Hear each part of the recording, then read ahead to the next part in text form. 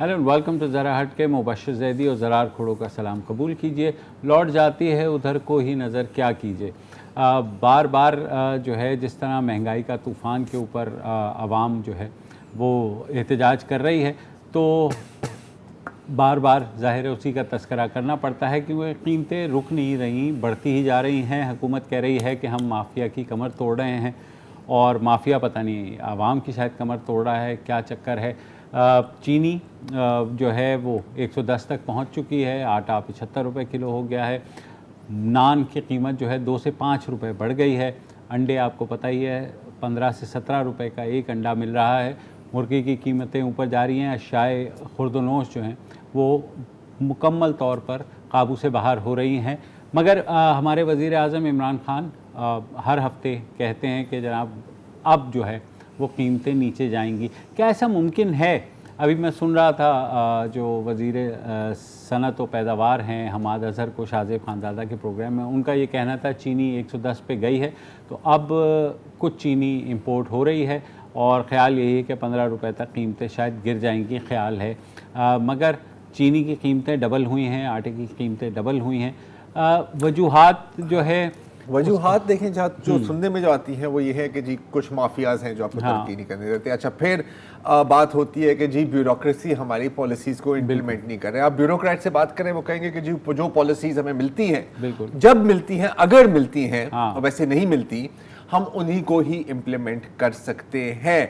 और बार बार पिछली जो मीटिंग थी उसमें से ये खबर आई थी कि वज़ीर आज़म इमरान खान ने कहा था कि जी मैंने तो आपको पहले ही बताया था कि ये होगा, आपने एक्शन क्यों नहीं लिया।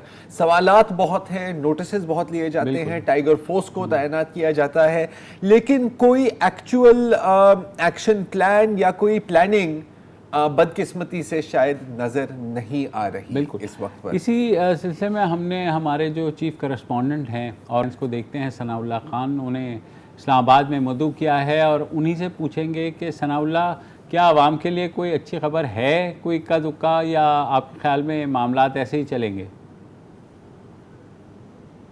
जी सनाउल्लाह। हेलो जी मुबशर साहब। जी मुबशर साहब। जी मुबशर साहब, देखें डिमांड सप्लाई से फ़र्क तो पड़ता है। सही। जब सप्लाई बढ़ती है तो डिमांड उसके मुताबिक होती है, या ज़्यादा हो जाती है तो उससे प्राइसेस पे थोड़ा बहुत फ़र्क पड़ता है। लेकिन चीनी और गंदम की इंपोर्ट करने से, और इंपोर्ट भी उस प्राइस पे जो पाकिस्तान की मार्केट प्राइस से ज़्यादा हो, तो हुकूमत कितनी सब्सिडी देगी, किस हद तक सब्सिडी दे सकती है कि उसको 2018 की लेवल पर ले आए? तो ये मुमकिन नहीं है, ये किसी सूरत मुमकिन नहीं है कि 2018 की लेवल पर चीनी और गंदम की कीमतें आ जाएं। और उसके अब कई फैक्टर हैं। अब एक आपकी एक लेवल पे पहुंच गई है, और हुकूमत जो टैक्सेशन ले रही है ना, अगर उस चीज़ को देखें, वीट को अलहदा रख दें क्योंकि वीट पर टैक्सेशन नहीं है, शुगर पे टैक्सेशन देखें तो शुगर पे जो टैक्स 17% GST लिया जाता है ना, वो इस वक्त जो फिक्स प्राइस है जिस पर लिया जाता है वो 60 रुपये पर kg की जो चीनी की कीमत है उस पर 17% GST कैलकुलेट होता है। तो आप या तो उसको भी कम करने को तैयार नहीं है। जिस तरह आपने मुबशर साहब ने कहा कि हमाद अज़हर का भी प्रोग्राम देखा है, उन्होंने इंपोर्ट पर जो टैक्सेस हैं उनको ख़त्म करने की बात की है, या लोकल सप्लाई पे जो GST है वो बरकरार है। तो मुझे नज़र नहीं आ रहा कि वीट की और शुगर की प्राइसेस में कितनी कमी आएगी। थोड़ी बहुत आ सकती है 2-4 रुपए की, लेकिन वो लेवल जो है जो 2018 में था इलेक्शन के वक्त, उस लेवल पर अब मुमकिन नहीं है। क्योंकि ये सिर्फ आपकी गंदम और चीनी की कीमतें नहीं बढ़ी हैं, आपकी क्रॉस दी बोर्ड तमाम चीज़ें बढ़ी हैं। जिस तरह मैंने पिछले प्रोग्राम में भी बताया, आपका रुपया जो है वो 108 रुपये से गिरकर 172 तक आया, अब थोड़ा सा कम हुआ है।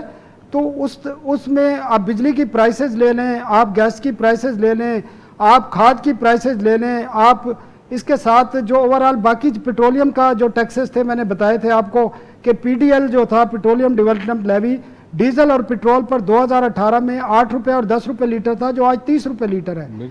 तो जब तक आपकी पॉलिसी जो डिसीजन है वो विड्रॉ नहीं होंगे तो आपकी कीमतें कम नहीं होगी। मैं यही बात हुकूमत आवाम को इस तरह क्यों नहीं बता रही जिस तरह आप बता रहे हैं? वो तो कह रहे हैं कि हमने जी कार्टेलाइजेशन तोड़ दी है, शुगर की कार्टेलाइजेशन थी वो तोड़ दी है, वीट मिल्स वालों की थी वो हमने तोड़ दी है, हमने इंक्वायरी की है, शुगर की इंक्वायरी हुई, वीट की इंक्वायरी हुई और कहा गया कि अब देखिएगा आप कीमतें कहाँ जाती हैं, लेकिन कीमतें तो शूट कर गईं। मुबशिर साहब, ये तो हकीकत है कि मैनिपुलेशन हुई है खासकर शुगर के इशू में, लेकिन उसमें पॉलिसी लेवल पर भी फेलियर नज़र आ रहा है और बड़ा वाज़े फेलियर नज़र आ रहा है। और कैबिनेट की जो लास्ट मीटिंग हुई है उसमें इस बात को डिस्क्लोज किया गया है और तकरीबन तमाम वज़रा फट पड़े हैं कि ये तो डिसीजन का मसला है, ये तो ब्यूरोक्रेसी ने डिसीजन गलत किए हैं। और जो जिन ब्यूरोक्रेट पर इल्ज़ाम आयद किए जा रहे थे उनसे हमारी बात हुई है, उन्होंने डायरेक्ट और वाज़े तौर पर कहा है कि ये पंजाब हुकूमत का फेलियर है खासकर। और जो आप अगर कंपटीशन कमीशन की रिपोर्ट पढ़े ना, जो शुगर कमीशन की रिपोर्ट के बाद बनाई गई है, उन्हीं की रिकमेंडेशन पर आगे इन्होंने इंक्वायरी की है, तो उसमें चीनी के बहरान की 90% जो मैनिपुलेशन की और बाकी जो जिम्मेदारियां हैं वो पंजाब जोन, जो शुगर मिल एसोसिएशन का पंजाब जोन है उसके ऊपर डाली गई हैं। कंपटीशन कमीशन ने उन्होंने कहा मैनिपुलेशन जो की गई है, चाहे वो एक्सपोर्ट के लिए जो सब्सिडी ली गई है, चाहे वो इंपोर्ट को डिले कराने के लिए की गई है, चाहे वो किसानों के हवाले से जो इश्यूज हैं, वो तमाम के तमाम 90% वो पंजाब जोन की जो शुगर मिले हैं उनकी मैनिपुलेशन है, अगर आप उस रिपोर्ट को तफसील से पढ़ें। जी बिल्कुल। और अगर गंदम पे आ जाए, जिस तरह मैंने पहले जी फरमाइए जी बताएं। दूसरा जो गंदम का है ना, जिस तरह मैंने आपको पहले भी बताया था कि पाकिस्तान की जो रिक्वायरमेंट है 2,75,00,000 मैट्रिक टन है और 2 करोड़ के करीब जो पैदावार है वो सिर्फ पंजाब में होती है। और पाकिस्तान की हिस्ट्री में ये रहा है कि पंजाब में जब गंदम की कटाई होती है तो प्राइवेट सेक्टर भी खरीदता है और पब्लिक सेक्टर भी खरीदता है। ये पहली दफ़ा हुआ है पाकिस्तान की तारीख में कि प्राइवेट सेक्टर को खरीदने नहीं दिया गया और थाने कचहरियों के जरिए उनको ज़बरदस्ती रोका गया।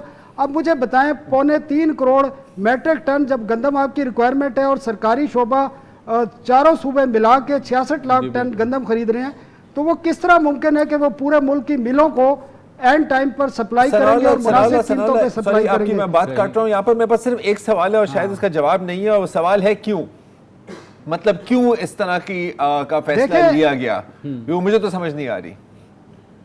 जी नहीं, मुझे समझ आ रही है। आप बाकी चीजों के फैसले में भी देख लेना। अभी देखे बाकी फैसले आपको नजर नहीं आ रहे, यहाँ गवर्नेंस का फेलियर नजर आ रहा है। जब हर चीज आपने डाल देनी है, आपका टारगेट ये हो पहला कि हमने हर चीज को अपोजिशन पे डालना है।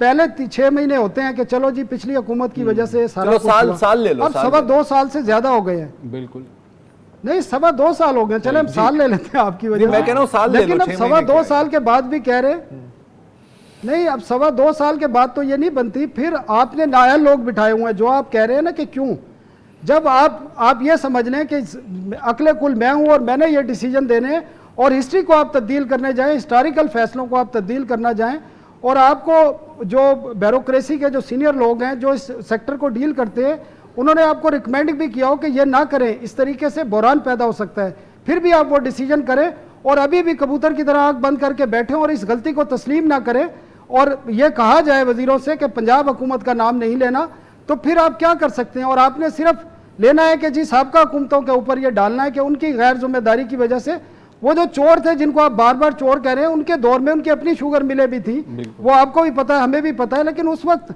53 रुपए किलो चीनी मिल रही थी और उस वक्त जीएसटी जो है वो 8% था शुगर पे, जो आपने आके 17% किया है। तो बुनियादी तौर पर यह पॉलिसी फेलियर नजर आ रहा है। और आप किस तरह सस्ती करेंगे जब 1800 से 1900 रुपए फी मन आप रशियन गंदम लेके आएंगे, उसकी ग्राइंडिंग भी होनी है, बाकी ट्रांसपोर्ट के चार्जेस भी आएंगे, तो आप कितनी सब्सिडी देंगे कि ये आपको जाके 1400 रुपए मन पे ये आप कंज्यूमर को फराम कर सकें, पब्लिक को फराम कर सकें? बुनियादी तौर पर मसला ये है जो मैं समझ पाया हूँ काफ़ी दिन से देखने के बाद कि एक आपने वसतुल्लाह भाई को मैं बता रहा हूँ, ये बात सुने ज़रा कि रियासत माँ की तरह होती है, लेकिन मुझे यहाँ नज़र आ रहा है कि ये रियासत जो है ना सुतेली माँ की तरह है। सही। सलामुल्लाह, मुझे ये बताएं कि चीनी के जो मिल्स वाले हैं, शुगर मिल्स वाले, उन्होंने हुकूमत को कहा कि जनाब हमारे पास सरप्लस चीनी मौजूद है और आप एक्सपोर्ट की इजाज़त दें। एक्सपोर्ट की इजाज़त भी दी गई, उनको सब्सिडी भी दी गई, और बाद में पता लगा कि नहीं, चीनी की तो शॉर्टेज है। तो ये इसका मतलब है सब मामू बना रहे हैं एक दूसरे को, या हुकूमत को इदराक ही नहीं था कि मुल्क में चीनी की शॉर्टेज होगी?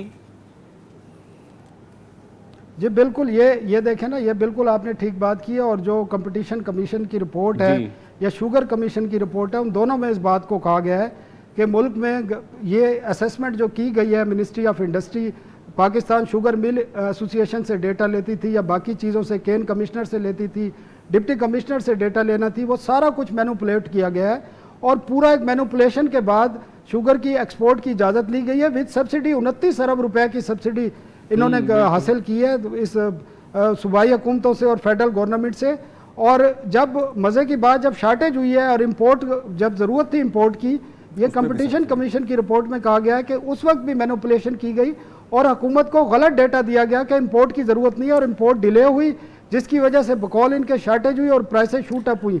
और इस वक्त जो मैं आपको एक और जो चीज़ें बता दूं, एक्स फैक्ट्री प्राइस इस वक्त है वो 93 रुपये पर केजी है इस वक्त। तो एक्स फैक्ट्री प्राइस से जो शुगर निकल रही है वो 93 रुपये है। अच्छा सनाउल्लाह, मुझे बात बताएं, अब अगेन देखें, बिल्कुल मैनिपुलेशन की गई और वो मैनिपुलेट हो गए, जैसे कंपटीशन कमीशन की रिपोर्ट में ही है।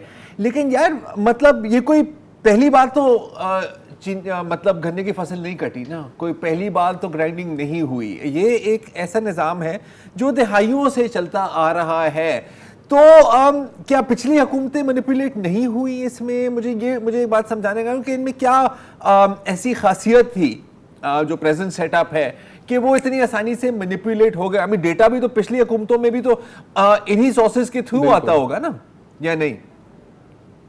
जी बिल्कुल, पिछली हुकूमतों में भी ये होता रहा है, बल्कि इससे ज़्यादा सब्सिडी दी जाती रही है और एक्सपोर्ट भी होती रही है। लेकिन आप उस चीज़ को देखें कि आपकी गन्ने की कास्ट, आपके मुल्क का एनवायरनमेंट क्या है, गन्ने की कास्ट कितनी हो रही है, चीनी की पैदावार कितनी हो रही है। वीट और गन्ने की दोनों की पैदावार और शुगर की पैदावार में कमी हुई है एक्चुअली। लेकिन जो मैनिपुलेशन का लफ्ज़ आ रहा है वो यही आ रहा है कि पैदावार को, स्टॉक्स को उस वक्त ज़्यादा दिखाया जाता है जब एक्सपोर्ट करनी होती है, और जब हुकूमत को बताना हुकूमत इंपोर्ट करने जा रही है तो उसको डिले कराया जाता है। इसमें पॉलिसी लेवल पे भी असरअंदाज हुआ जाता है जो रिपोर्टें बता रही हैं, और इसमें बाकी लेवल पर भी जो छोटे मोटे इदारे हैं, जिस तरह डिप्टी कमिश्नर है, केन कमिश्नर है, या बाकी वजारतें हैं जहाँ से डेटा जहाँ दिया जाता है और जो चेक किया जाता है, उन तमाम जगह पर ये कंपटीशन कमीशन कह रहा है कि मैनिपुलेशन हुई है। और पिछले भी तकरीबन जब से कंपटीशन कमीशन बना है 3 से 4 मरतबा कंपटीशन कमीशन इस कार्टेल को साबित करके जुर्माने कर चुका है, और तमाम के तमाम जुर्मानों पर स्टे थे जो अभी हाई कोर्ट ने ख़त्म किए। हाई कोर्ट 29 अरब का जो है वो स्टे था जो अब विकेट हुआ है, और थैंकफुली हुकूमत को। एक वक्फा लेते हैं और वक्फे के बाद बात करते हैं कि आगे की प्रोजेक्शन जो है वो भी कुछ ठीक नहीं लग रही इस वक्फे के बाद।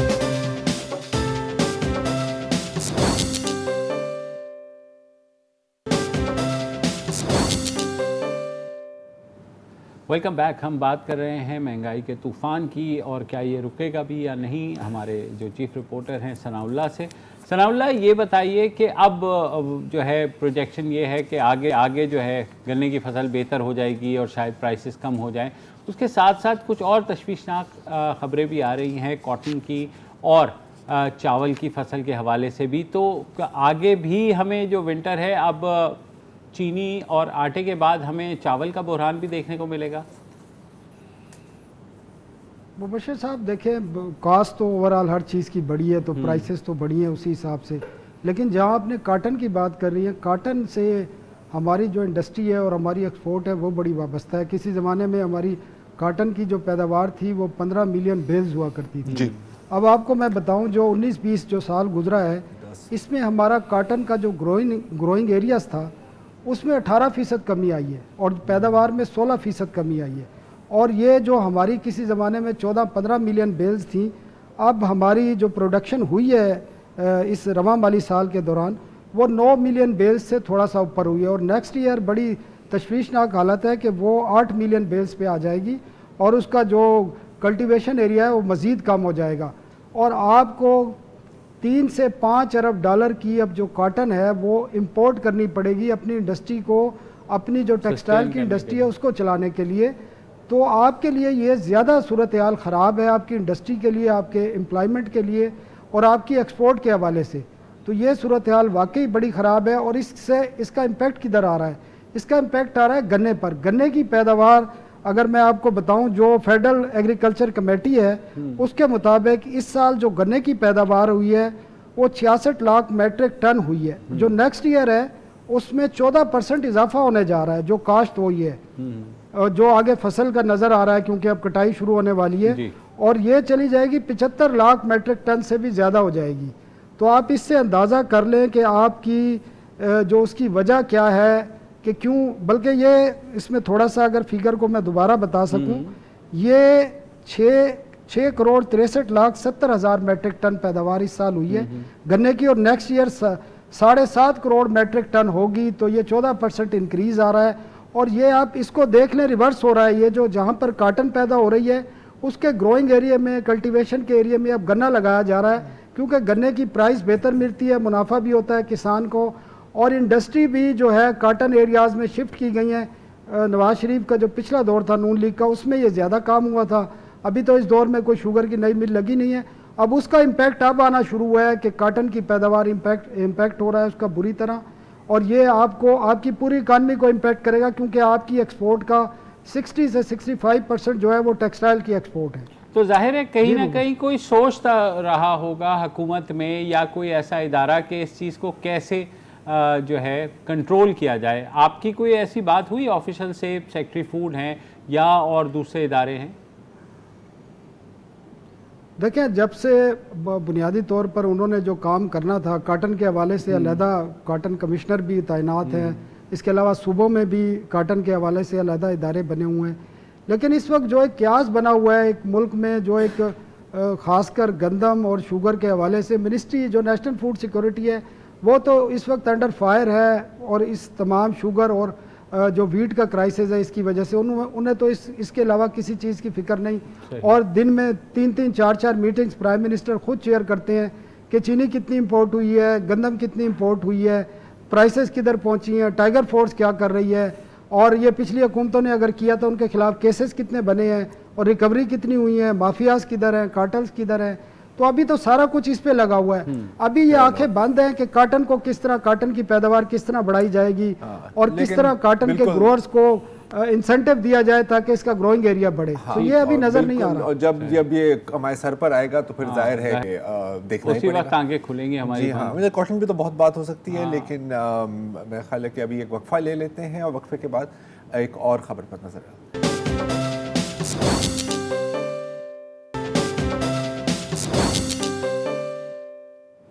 Welcome back. 13 अक्टूबर को कराची के सेंट एंटनीज चर्च के इर्द गिर्द के इलाके में एक जवान लड़की आरजू मसीह अपने घर के बाहर से गायब हो जाती है। जब वालिदैन को पता लगता है, वो उस वक्त घर पे नहीं थे, उनके वालिदैन रीता और राजा मसीह जाते हैं पुलिस के बाद और गुमशुदगी की रिपोर्ट दर्ज करते हैं। 2 दिन गुजर जाते हैं, किसी को कुछ नहीं पता होता कि आरजू के साथ क्या हुआ है। फिर 15 अक्टूबर को रीता और राजा साहब को बुलाया जाता है उसी थाने में। यकीनन वो सोच रहे होंगे कि कोई उनकी बेटी के बारे में कोई खबर मिली होगी और उम्मीद यही होगी कि वो खुशखबरी मिली होगी। खबर मिलती है लेकिन कुछ मुख्तलिफ किस्म की। वहाँ पर इनको एक निकाह नामा इनके सामने रखा जाता है जिसमें आरजू की उम्र 18 साल लिखी जाती है। उनकी एक्चुअल उम्र क्या है आपको भी बताते हैं। और कहा जाता है कि उनकी एक अजहर अली नाम के शख्स से शादी हुई है जिसकी उम्र 44 साल है, 44 की उम्र है उनकी। वहाँ पर ना सिर्फ ये बल्कि एक जामिया इस्लामिया मदरसे के एक फॉर्म भी दिखाया जाता है जिसमें लिखा जाता है कि आरजू जो क्रिश्चियन कम्युनिटी से बिलोंग करती हैं ने अपना मज़हब तब्दील कर दिया है और इस्लाम कबूल कर दिया है। और ना सिर्फ ये, एक दरख्वास्त बराए हिफाजत भी वहाँ पर पहले से ही कपल की तरफ से दर्ज हो गई है और आरजू की तरफ से एक राजी नामा भी पेश किया गया। लेकिन हकीकत ये है कि अगर आप आरजू की डॉक्यूमेंट्स देखें, आप अगर उनकी स्कूल सर्टिफिकेट देखें या आप उनकी बर्थ सर्टिफिकेट देखें तो उसमें वाज़े लिखा हुआ है कि इनकी पैदाइश हुई थी 31 जुलाई 2007 को, यानी आरजू की उम्र इस वक्त सिर्फ 13 साल की है। और ऐसे आपको पता है कि पाकिस्तान में और सिंध में Sindh child marriage restraint act के तहत इस उम्र में शादी नहीं की जा सकती। और ना ही मजहब जबरी तौर पर उस तब्दील पर किया तो जा रूल्स सकता का कुछ है अनफॉर्चुनेट इशू, लेकिन वो अपनी जगह। जब जाहिर है कि वहाँ से फिर इंसाफ नहीं मिला तो ये मामला गया अदालत में, और अदालत ने फैसला दिया कि कोई गिरफ्तारी नहीं होगी अजहर अली की, ये दोनों साथ ही रहेंगे, बल्कि प्रीडी थाने को हिदायत दी गई कि आप इस कपल की हिफाजत करेंगे क्योंकि इनके वालिदैन इनको हरास कर रहे हैं और धमकी दे रहे हैं। कोर्ट में जब ये गए तो बच्ची को इनके वालिदैन से मिलने की इजाज़त भी नहीं दी गई। देखें कि उनकी वालिदा का क्या हाल था सिंध हाई कोर्ट के कोर्ट के बाद। माँ को मिलने दे प्लीज, माँ को मिलने दे प्लीज, माँ को मिलने दे, माँ को मिलने दे, उस बच्ची को माँ को मिलने दे प्लीज, माँ को मिलने दे बच्ची को। आजू मम्मा के पास आना, मम्मा खोल दे, खोल दे, माँ को देखने दे, बेटी को प्लीज देखने दे। लेकिन जाहिर है कुछ नहीं हुआ, नहीं मिलने दिया, और फिर कराची प्रेस क्लब के सामने एक मुजाहरा हुआ, और आज सेंट पैट्रिक्स, कराची की सेंट पैट्रिक्स कैथीड्रल है बहुत मशहूर, उसके सामने भी एक मुजाहरा हुआ। और अब हमें ज्वाइन कर रहे हैं इसी शो पर राजा और रीता मसीह और उनके पास्टर गजाला साहिबा, जो इनके लिए इंसाफ दिलाने की कोशिश में मुब्तला हैं। Thank you all for joining us. राजा साहब, ज़रा मुझे बताएं कि अदालत में जब ये केस सामने आया तो जज साहब ने क्या ये जो बर्थ सर्टिफिकेट है और ये जो स्कूल का सर्टिफिकेट है जिसमें वाज़े लिखा हुआ है कि आरजू की उम्र सिर्फ 13 साल है, इसको क्या मुकम्मल तौर पर नज़रअंदाज किया? जी बिल्कुल सर, अस्सलाम वालेकुम। मैं राजा मसीह बात कर रहा हूँ। जी वो मैं जो है ना, हम लोग सिटी 13 तारीख का ये वाक़या है, और 13 तारीख से हमारे को घुमाया जा रहा है, कभी थाने में, कभी कोर्ट कचहरियों में, पूरी फैमिली छुट्टियाँ करके। और जॉब मेरी वाइफ घर का काम करती है तो उनका सनवन क्वार्टर में है हमारे, और मैं ड्राइवर हूँ, प्राइवेट जॉब है मेरी भी जॉब ख़त्म हो गई, वाइफ की भी जॉब ख़त्म हो गई। हाँ, कोर्ट कचहरियों के चक्कर खाते हुए, थाने खाते में बेटी का कुछ पता नहीं चल रहा था। जब बेटी का पता चला तो कोर्ट में पेश कर रहे हैं, सैटरडे को, जुम्मे रात को, पीर को, और मंगल को हमारे को पता चला कि मंगल को पेश कर रहे हैं। तो हम लोग सिटी कोर्ट में वकील के साथ, इनके वकील के साथ, हमारे जो है ना वकील साहब इनके साथ फ़ाइट कर रहे थे, लड़ रहे थे। तो उस टाइम एक कॉल आती है कि आपकी बेटी हाई कोर्ट में इन लोगों ने पेश की है, इधर नहीं की। हम लोग सारे वहाँ पे भागते हैं, वहाँ रक्षा टैक्सियों में, और हमारे पास अपनी बाइक है तो उसमें भागते हैं रक्षा टैक्सियों में। जब वहाँ पे जाते हैं ऊपर हाई कोर्ट के अंदर, ऊपर भागते हैं तो एक बंदे ने बताया कि यहाँ पे एक लड़की बैठी हुई थी, वो जो अभी नज़र नहीं आ रही। हम लोग ने बाहर, एक पुलिस वाला बैठा तो उसको देखा तो वो कह रहे हैं नहीं यहाँ पे नहीं, आगे पीछे ढूंढने लग गए तो पता चला जी अंदर चैम्बर में बैठे। हम लोग रोते चिल्लाते रहे कि एक दफ़ा मुलाकात करा दे, मिलवा दे। मेरी वाइफ चीखती रही, रोती रही। उधर से पुलिस वाले इतने इकट्ठे हो गए, और वह एक बगैर वर्दी वाले भी थे और वर्दी वाले भी थे। कह रहे जी नमाज का टाइम हो गया है, चैम्बर में ये हो गया वो हो गया, अभी जज बैठे, नीचे जाओ ये हो गया। बाजी गजाला भी इतना शोर मचा रही थी कि एक दफ़ा माँ को मिलने दें, ना मुझे मिलने दिया, उल्टा हमारे को धमकियाँ दे रहे थे कि आप बंद हो जाओगे, हम आपको बंद कर देंगे, जो आपके लिए मसला हो जाएगा, आप लोग साइड पे हो जाओ। एकदम ग्रुप की शक्ल में बिठा के हमारे को बेंच के ऊपर बिठा के और पीछे से भगा दिया। जब हमारे एक बंदे ने देखा कि वो पीछे से भाग रहे हैं, हम लोग भी भागे उनके पीछे। पुलिस वालों ने हमारे को पकड़ा, जो आप ये लाइव देख सकते हैं कि अभी तक मैंने शेड वो चेंज नहीं की, मेरा बटन भी टूटा हुआ है, और हमारे को धक्के भी मारे थे और टांगों से भी रोक रहे थे। हम भागे तो हाई कोर्ट के अंदर एक स्कोडी रूम बना हुआ है, वहाँ पे जो है ना 3-4 मोबाइलें वैसे ही खड़ी होती हैं या रेगुलर खड़ी रहती हैं, अल्लाह को पता हो। हम लोग जब आ गए तो फटाफट लॉक कर दिया इन्होंने, पूरी प्लानिंग के साथ, पूरी सेटिंग के साथ। पूरा 13 तारीख से लेके और एंड तक यही वाक़या हो रहा था। और हमारे को अनपढ़ हैं हम, मेरी वाइफ भी अनपढ़ है, मैं भी अनपढ़ हूँ, और हमारे साथ फुल सियासत की जा रही थी। फुल सियासत हमारे को नहीं पता था। तो वहाँ पे जब सिक्योरिटी गार्ड के अंदर वाइफ ने चिल्लाया आरजू, तो आरजू ने एकदम भाग के दरवाजे से देखा जाली में, तो एकदम अंदर से किसी ने खींच लिया। फिर मैंने अपनी फैमिली को फ़ोन किया, 15 पे फ़ोन किया, रेंजर्स वाले खड़े थे, उनसे मैंने बोला अपना हेल्पलाइन दे दो, तो कोई देना नहीं। फिर एक रेंजर्स वाले ने हेल्पलाइन दिया, उस पर भी मैंने कॉल की, रिकॉर्डिंग कॉल की। हमने बोला एक दफ़ा मुलाकात करा दें, एक दफ़ा मिलवा दें, कोई तैयार नहीं था। 3-4 मोबाइलें आ गई उनकी सेफ्टी के लिए। फिर ये एक थाने की मोबाइल आई, सॉरी परेडी थाने की मोबाइल आई। उनके एसएचओ ने मेरे को बोला कि आपके पास आप कौन है? मैंने बोला मैं इनका लड़की का बाप हूँ, बेटी का। तो ये मिलने भी नहीं दे रहे और अंदर छुपा के रखा हुआ है। हमारी 13 साल की आरजू बेटी है, इतनी तारीख से गुम हुई हुई है। बोले आपके पास प्रूफ है? मैंने फोटोकॉपी का पूरा सेट दे दिया उनको। उन्होंने देखा, उन्होंने कोई बात नहीं की। अंदर गए, पता नहीं क्या बात हुई क्या नहीं। हमारा खानदान चिल्लाता रहा, बीवी चिल्लाती रही, गिरती रही, रोती रही, पीटती रही, लाइफ आपको दिखाते रहे। इतना मैं भागा कि कोई मीडिया हो, कुछ हो, किसी ने हमारे ऊपर वो तवज्जो नहीं दिया। सर ये कैसा कानून है? ये कैसे लोग हैं? हाई कोर्ट के अंदर इतने बड़े बड़े माशाल्लाह से इतने बड़े बड़े अफसरान होते हैं, इतने बड़े बड़े जज होते हैं, जो ये भी नहीं देखते कि अगर निकाह बच्ची का पढ़ा रहे, उसकी उम्र क्या है, उसका सर्टिफिकेट क्या है, उसके बहन भाई कहाँ हैं, किसी को तो पेश करें ना सर। ठीक है, तक ये तक नहीं ये देखते हैं कि ये इसका बैकग्राउंड क्या है, ये कहाँ से। एक वक्फा लेना है हमें, वक्फे के बाद आपसे बात जारी रखेंगे। एक वक्फा लेंगे।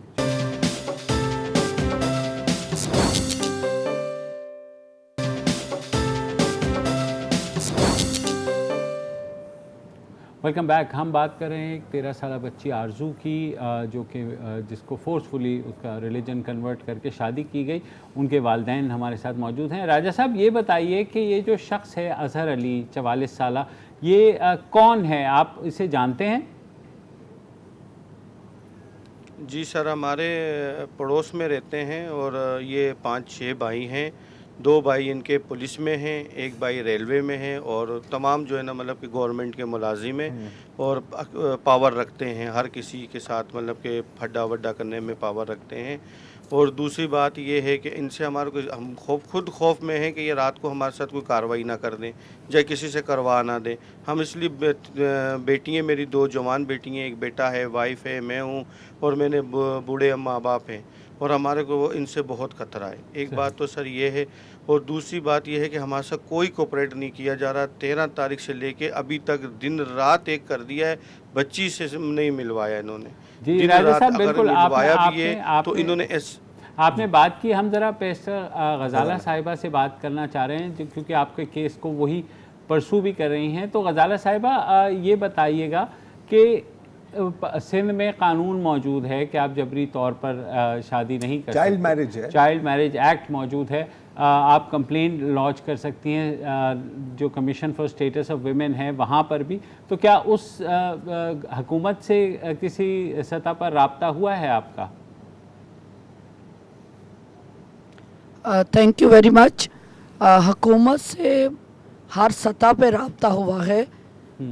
बात यह है कि कवानीन तो मौजूद हैं, कानून तो ये भी मौजूद है PPC 366 है कि 18 साल से कम उम्र लड़की को कोई भी बदकारी के लिए उकसाएगा तो उसको 10 साल कैद होगी और जुर्माना होगा। लेकिन सिंध मैरिज रजिस्ट्रेट एक्ट भी मौजूद है, ये कानून भी मौजूद है कि 18 साल से जो छोटा बच्चा है उसका रिलीजन वही होगा जो बाप का रिलीजन होगा। हमसे दुनिया भर से लोग पूछते हैं कि कवानीन तो मौजूद हैं, फिर बच्ची को इंसाफ क्यों नहीं मिल रहा?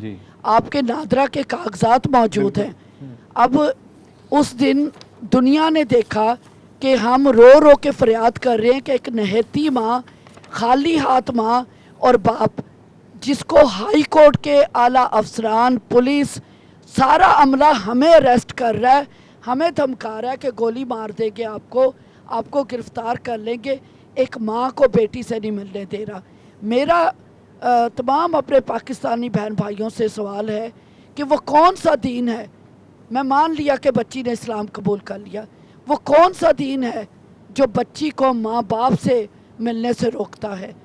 शादी कर ली, शादी का माँ बाप से रिश्ता तोड़ने का नाम है।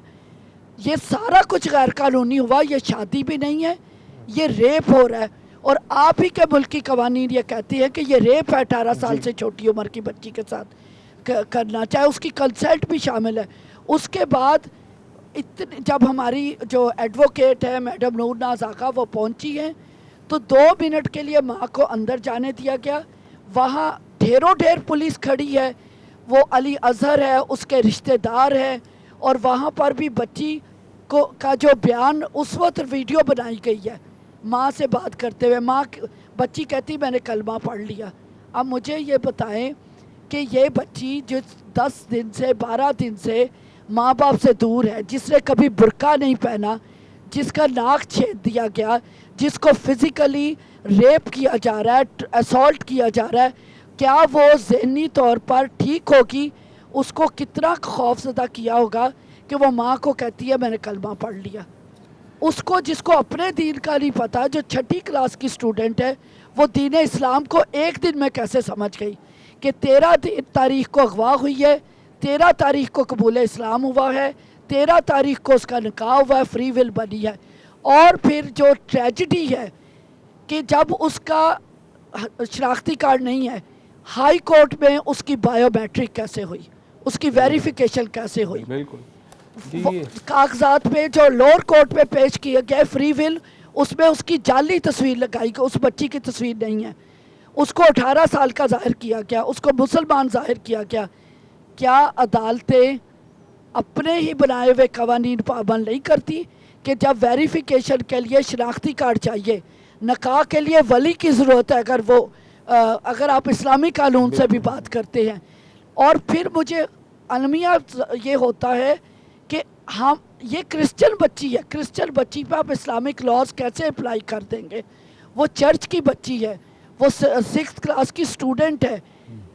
सब चीज़ें आंखें बंद हो जाती है। हाई कोर्ट के ऑनरेबल जज अमजद अली सहेतो, जिसकी कोर्ट के बाहर हम रोज चला रहे थे, क्या उनके कानों तक माँ की सिसकियाँ, आहें, इल्तिजाएं नहीं पहुँच रही थी? उसका अमला एक ही बात कर रहा था, वो मुसलमान हो गई है। क्या इस्लाम रिश्ते तोड़ देता है? क्यों ये जिनसी दरिंदे इस्लाम की भी बदनामी का सबब बनते हैं और मुल्क की भी बदनामी का सबब बनते हैं? जी बिल्कुल गजाला, बहुत ज़ाहिर दुख भरी दास्तान है। केस आगे भी चलेगा, हम कोशिश करेंगे इसको परसू करें। और एक चीज़ अजीब अचंभे की होती है कि हमें फोर्सफुल कन्वर्जन के लिए नौजवान लड़कियां क्यों ही मिलती हैं, उसके अलावा नौजवान लड़के क्यों नहीं देखें, फोर्सफुली कन्वर्ट होते? देखें, ये हाँ। कन्वर्जन का तो मसला ही नहीं है, ये हाँ। तो सीधा सीधा एक बच्ची की रेप का मसला है, जिसके लिए आप दीन को इस्तेमाल कर रहे हैं। तो ये तो एक गुनाह नहीं है, ये चंद गुनाह हैं जो साथ मिल रहे हैं। अब आज के लिए इतना ही, दोबारा होंगे, इजाज़त दीजिए, खुदा हाफ़िज़।